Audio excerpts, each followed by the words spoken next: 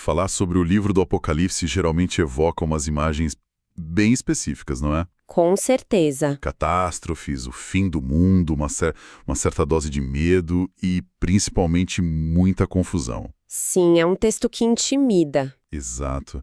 Mas hoje a gente vai tentar olhar para ele com um conjunto diferente de ferramentas. Pois é, e essa intimidação toda é o ponto de partida da nossa fonte principal, o livro Apocalipse, onde o fim é o começo, do Genival Lira. Ah, interessante. O que eu achei fascinante é que o autor ele admite ter começado a jornada dele justamente por causa desse medo. Sério? Sim, ele conta que a pandemia de Covid-19, sabe, com todo aquele clima de incerteza global, reacendeu o interesse coletivo pelo fim dos tempos e o motivou a mergulhar na pesquisa. O que faz todo sentido. Eventos assim sempre fazem as pessoas voltarem para esses textos antigos, né?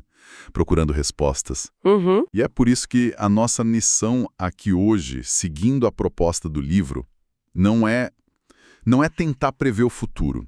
A gente não vai sair daqui com datas ou manchetes. De jeito nenhum. A ideia é explorar as chaves de interpretação que o material oferece. É sobre entender como se pode ler um texto tão simbólico, em vez de cravar o que ele significa. E essa é a única abordagem sensata, sabe? Porque sem entender as diferentes lentes através das quais as pessoas leram esse livro por séculos, a gente se afoga nos símbolos. Sim. Antes de discutir a besta ou o 666, a gente precisa entender o alicerce, as diferentes escolas de pensamento que moldam todas as conclusões. Certo, então vamos começar por aí. A primeira grande sacada do livro, para mim, foi essa. Não existe uma única forma correta de ler o Apocalipse. Exato. O autor apresenta 4 correntes principais de interpretação. E só de saber que elas existem, o peso já diminui um pouco, né? Totalmente. Tira a pressão de ter que encontrar a resposta. O livro as chama de escolas hermenêuticas escatológicas. A primeira é a preterista. Preterista. A palavra vem de pretérito, passado. Para essa visão, a grande maioria das profecias do Apocalipse, ela já se cumpriu, lá no 1º século. Ah, tá. Os eventos estariam ligados à perseguição romana sob imperadores como Nero e, principalmente, à destruição de Jerusalém no ano 70 d.C. Peraí, se prós preteristas tudo já aconteceu, qual é a relevância do livro hoje? Ele perde a função de profecia e vira só um documento histórico, tipo um comentário político codificado daquela época? Então, essa é a grande questão que os críticos dessa visão levantam. Mas para um preterista, a relevância não está em prever o futuro, mas em entender os padrões. Entendi. Eles diriam que o livro mostra como Deus age na história e como a igreja deve se portar sob pressão de impérios opressores. Acabava. Sabe, seja o de Roma no passado ou outros que possam surgir. A besta, nesse caso, era o Império Romano. Certo. Mas o espírito da besta pode se manifestar em qualquer época. Entendi. É um modelo de resistência, então. Ok. E a segunda corrente? Ela olha para o futuro? Ainda não. A segunda é a historicista. Ela enxerga o Apocalipse como um grande mapa profético da história da igreja. Um mapa? Isso, se desenrolando continuamente desde o 1º século até a segunda vinda de Cristo. Para um historicista, alguns símbolos já se cumpriram e eles poderiam apontar, sei lá, para a ascensão do papado ou a reforma protestante, por exemplo. Ah, entendi. Outros estão acontecendo agora, e o resto ainda está por vir. É uma leitura contínua da história através das lentes do livro. Isso parece incrivelmente complexo de mapear. E a terceira é a que a gente mais vê por aí, nos filmes, nos livros, certo? Sem dúvida. É a visão futurista, que se tornou extremamente popular nos últimos 200 anos. É a dominante, né? Sim. Ela defende que quase todo o livro, especialmente a partir do capítulo 4, se refere a um período curto e intenso de eventos que ainda não aconteceram, tudo concentrado lá no fim dos tempos. É daí que vem as ideias de arrebatamento, a grande tribulação de 7 anos, um anticristo literal. Exatamente, tudo isso vem dessa leitura futurista. E por que essa visão se tornou tão dominante? O livro comenta sobre isso? Parece que ela ofuscou todas as outras na mente popular. O livro não se aprofunda muito na história da doutrina, mas é um fenômeno interessante. Muitos teólogos apontam que essa visão ganhou força no século XIX e explodiu no século XX, especialmente nos Estados Unidos, em parte por causa de eventos mundiais, como as guerras mundiais e a criação do Estado de Israel, que muitos interpretaram como sinais do fim. E, além disso, é uma narrativa muito poderosa e cinematográfica, né? O que a torna perfeita para ficção. Faz todo sentido. É uma ótima história. E a quarta e última lente? É a idealista, também chamada de simbólica ou espiritual. Ok. Para essa corrente, o Apocalipse não é um roteiro literal de eventos passados, presentes ou futuros. Ele é uma grande alegoria atemporal da luta cósmica entre o bem e o mal. Uma metáfora. Isso. Entre a igreja, o povo de Deus e as forças satânicas. O valor do livro estaria nos seus princípios espirituais. A certeza da vitória final de Cristo, o chamado à perseverança. Entendi. E a denúncia da idolatria ao poder. O que me chama a atenção é como, dependendo da lente que se usa, a besta pode ser Nero, um sistema histórico, uma figura futura ou um símbolo do mal. Exato. E o livro não tenta eleger um vencedor? A ideia é apresentar o cardápio de opções lógicas? Precisamente. Reconhecer isso nos liberta daquela ansiedade de ter a única chave correta e nos permite apreciar a riqueza e a complexidade do texto. Certo. Depois de estabelecer essas 4 visões, o livro de Genival Lira apresenta uma conexão que eu, sinceramente, nunca tinha visto. É um dos pontos altos, né? Sim, ele propõe um tipo de calendário profético para os eventos do Apocalipse, mas baseado em algo muito mais antigo. As 7 festas solenes de Israel, descritas lá no livro de Levítico. Uhum. Isso parece um salto gigantesco entre o Antigo e o Novo Testamento. Como ele justifica essa ponte? Então, essa conexão é realmente muito interessante. A lógica é que as festas judaicas não eram só memoriais de eventos passados, mas também ensaios proféticos, o que a teologia chama de tipologia. Ensaios proféticos. Isso. Eram ensaios de eventos futuros no plano de redenção de Deus. O autor argumenta que as 4 primeiras festas, as da primavera, já se cumpriram de forma precisa na primeira vinda de Cristo. Ok, vamos ver se eu peguei a lógica. A primeira festa é a Páscoa. E celebrava o sacrifício do Cordeiro que livrou os israelitas da morte no Egito. O Novo Testamento identifica Jesus como o Cordeiro de Deus. Então, a Páscoa se cumpre na crucificação dele. Ok, faz sentido. Logo em seguida vem a festa dos pães asmos, em que se comia pão sem fermento. Como o fermento na Bíblia muitas vezes simboliza o pecado, isso apontaria para o sepultamento do corpo sem pecado de Cristo. E a terceira é a das primícias, que era a oferta dos primeiros frutos da colheita. Exato. E o apóstolo Paulo chama Jesus ressuscitado de as primícias dos que dormem. A conexão é direta. É bem direta. E 50 dias depois vinha o Pentecostes, uma grande festa de colheita. Isso se cumpre no dia de Pentecostes do livro de Atos, com a descida do Espírito Santo e a colheita de 3.000 novos convertidos, dando início à igreja. Páscoa, pães asmos, primícias, Pentecostes. Morte, sepultamento, ressurreição e o nascimento da igreja. Uhum. O padrão é bem claro. Então, a teoria é que se as 4 primeiras se cumpriram literalmente e em ordem, as 3 últimas também vão se cumprir. Essa é exatamente a tese. As 3 festas de outono, a festa das trombetas, o dia da expiação e a festa dos tabernáculos ainda estariam por se cumprir. E estariam ligadas à segunda vinda. Isso, ligadas aos eventos da segunda vinda de Cristo. O chamado final, que seriam as trombetas, o julgamento, a expiação e o estabelecimento do reino eterno, onde Deus habitará em tabernáculos com seu povo. Olhar por esse ângulo muda a perspectiva. Em vez de uma série de visões aleatórias e assustadoras, o Apocalipse ganha uma estrutura, sabe? Um fio condutor que o amarra a tradições milenares. Exato. Deixa de ser um livro solto e passa a ser a culminação de uma história muito mais longa. Exatamente. Ele ganha uma espinha dorsal teológica, uma progressão que faz sentido dentro da narrativa bíblica como um todo. Falando em estrutura, vamos para a primeira grande seção do Apocalipse. As cartas às 7 igrejas. O livro-fonte diz que essas cartas também podem ser lidas de várias formas, né?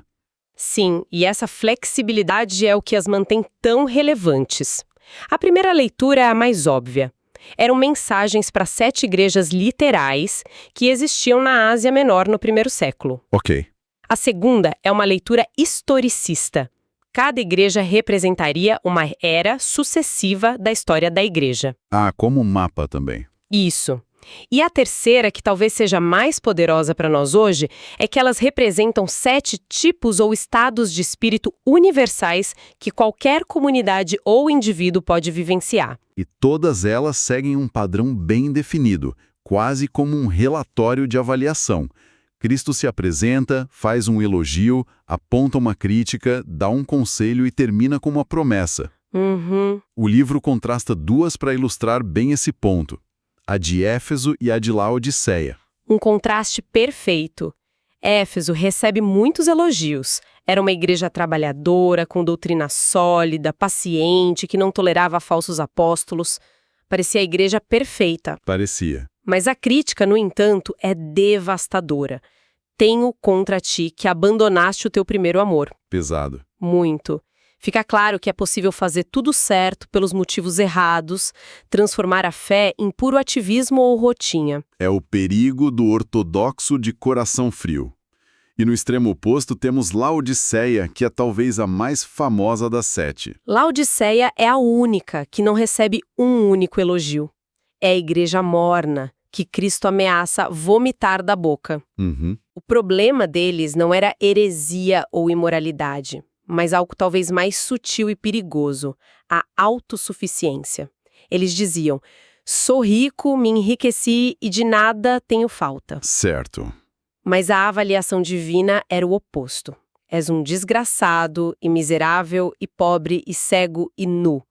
A complacência deles era repugnante. É fácil apontar o dedo para Laodiceia, mas essa autossuficiência, essa sensação de estou bem, não preciso de nada, é uma armadilha muito moderna, não é? Totalmente.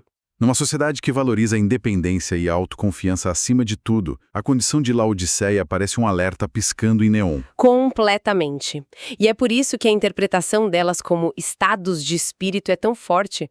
As cartas se tornam um espelho, um instrumento de diagnóstico atemporal, sabe? Sim. A gente pode se perguntar: em que área estamos agindo como Éfeso? Corretos na doutrina, mas sem paixão. Onde estamos sendo mornos e autossuficientes como Laodiceia? As perguntas são diretas e desconfortáveis. Certo. Essa ideia do Império Romano como o contexto original para os primeiros leitores me faz pensar nos símbolos mais famosos. Imagino que o livro conecte figuras como a besta e o número 666 diretamente a essa realidade de Roma, certo? Sim, a análise que o livro apresenta ancora esses símbolos de forma muito concreta na história, seguindo uma linha mais preterista histórica. Primeiro, ele fala de uma espécie de trindade profana. Uma trindade profana. Isso. O dragão é explicitamente identificado no texto como Satanás. Ele é a fonte de poder por trás de tudo. Esse dragão, então, delega sua autoridade a 2 bestas. 2. Eu, como a maioria das pessoas acho, sempre pensei que era uma besta só. É um detalhe importante. A primeira besta, que emerge do mar, representa o poder político-governamental coercitivo. Ok. O mar, na simbologia bíblica, muitas vezes representa as nações, o caos político. O exemplo histórico perfeito seria o Império Romano, com seu poder militar e a exigência do culto ao imperador. Entendi. A segunda besta, que emerge da terra, representa o poder religioso ou ideológico que apoia o sistema político. Ela age como um falso profeta, realizando sinais para enganar as pessoas e legitimando o poder da primeira besta, levando todos a adorá-la. Então é a aliança clássica entre o Estado e a propaganda, seja ela religiosa ou secular, para manter o controle. Uma mão lava a outra. Exatamente. E a famosa marca da besta e o 666 como entram nisso? O livro explica a marca de forma simbólica. Recebê-la na mão direita ou na testa não seria um chip literal, mas um sinal de pertencimento e lealdade. A mão simboliza as ações, o trabalho que você faz. A testa simboliza os pensamentos, a ideologia, no que você acredita. Ter a marca significa que suas ações e sua mente estão alinhadas e servem ao sistema da besta. Em oposição ao selo de Deus. Em oposição direta ao selo de Deus que os fiéis recebem. Isso faz muito mais sentido do que as teorias da conspiração que a gente ouve por aí. E o número 666? O livro traz aquela explicação pela gemátria que, quando eu li, foi um momento ahá. É um ótimo exemplo de como entender o contexto original ilumina o texto. Gemátria era uma prática comum no mundo antigo, onde letras de um alfabeto, como o hebraico e o grego, também tinham valores numéricos. Certo. Título do imperador romano mais infame pela perseguição aos cristãos, Nero César, e transliterar para as consoantes hebraicas NRWQSR. A soma dos valores numéricos dá exatamente 666. Cara, isso é impressionante. Ancora um símbolo que parece totalmente místico numa figura histórica real e num perseguidor concreto da igreja primitiva. Exato.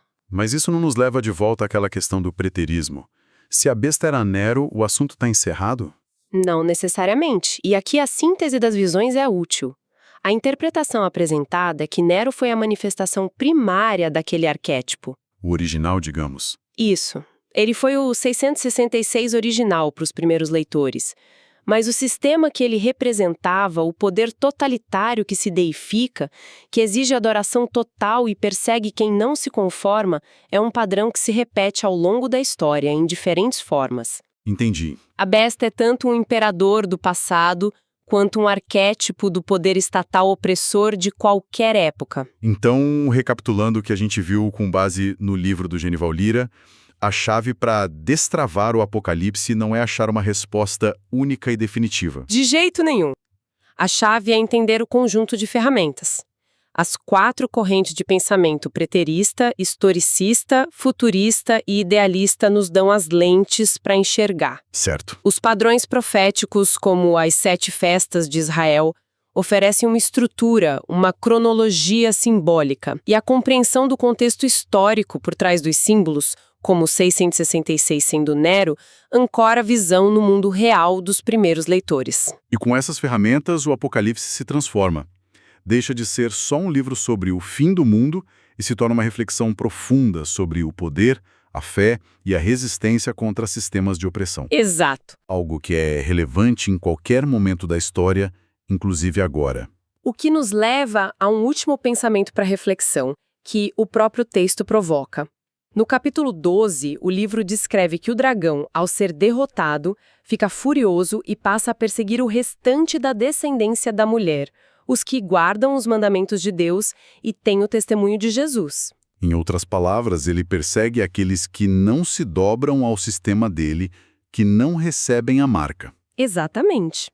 Então, a questão que fica para a gente hoje é: se, como o livro sugere, esses símbolos representam dinâmicas de poder, ideologias e sistemas que continuam presentes no mundo, como essa perseguição se manifesta atualmente? Boa pergunta. Onde podemos observar o conflito entre um sistema babilônico focado em poder, consumo, riqueza, autossuficiência e aqueles que tentam viver por um conjunto diferente de valores? Certo. A pergunta não é sobre procurar monstros literais, mas sobre usar as lentes simbólicas do Apocalipse para fazer uma leitura crítica do nosso próprio tempo.